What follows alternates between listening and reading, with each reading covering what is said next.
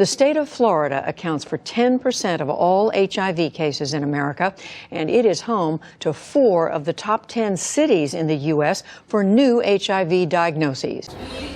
Miami, Florida, with its miles and miles of beautiful beaches, draws visitors from around the world. But it's also a hotbed of HIV transmission. Nationwide, new HIV cases are declining, but Miami's are on the rise. The rate of new diagnoses in the Miami area is 3 times the national average. It's the highest rate anywhere in the country, far higher than in New York or San Francisco. Miami is an epicenter, but in fact, the epicenter of HIV/AIDS in the United States.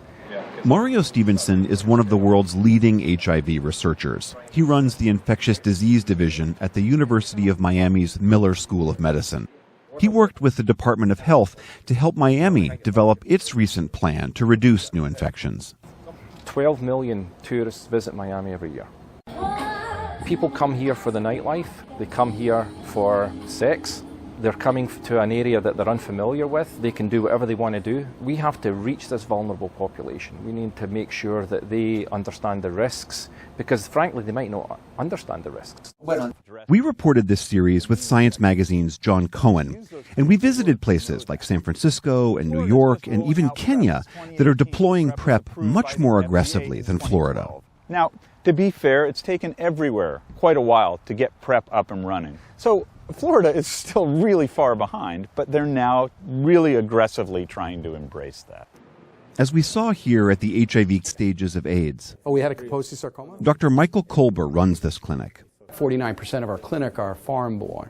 A lot of poverty in various areas. So getting the message out is always a challenge. Going into the right community is a challenge.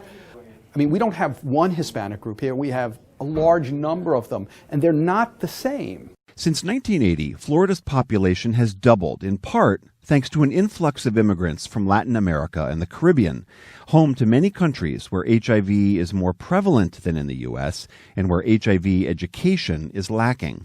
There is an epidemic that goes along with HIV that is called allergy, and it's an allergy to self-criticism.